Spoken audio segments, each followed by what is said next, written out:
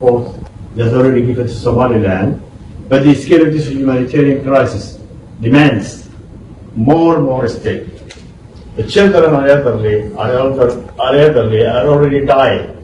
The rest of the nomadic families are streaming to the urban centers in their destitution. We're also urging the government of Somaliland to prepare centers to care for the drought victims and to fully commit to a transparent and accountable process to reach all drought victims. Mr. Chairman and esteemed guests, the importance of transparency and accountability is also raised by the recent and controversial developments in Berbera. For those of you who are not aware, Berbera is a port city and is strategically placed on the Red Sea. It's also a major civilian aviation center and is crucial for Somaliland's imports and exports. The development of the port by a Chatham company has been rumored for the last couple of years.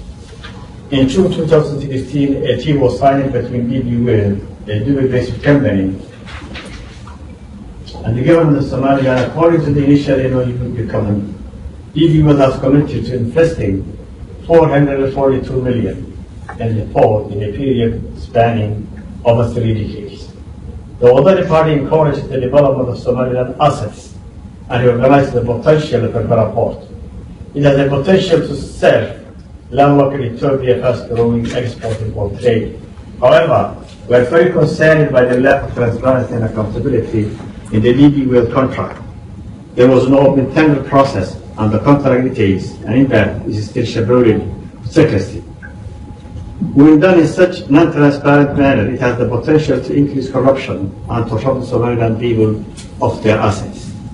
I want to declare here that under my leadership, this lack of transparency culture will change, and that my government will commit to the application of zero-tolerance policy toward corruption in all its shapes. The recent announcement of the agreement between the government of Somaliland and United Arab Emirates, where UAE will build a military base in Berbera, is also of a great concern to my party and our people. We are generally supportive of assisting our security allies and of agreements which will bring jobs to Somaliland people. However, this military base has the potential to bring several serious challenges to Somaliland at a time when we are all ill-equipped to deal with them.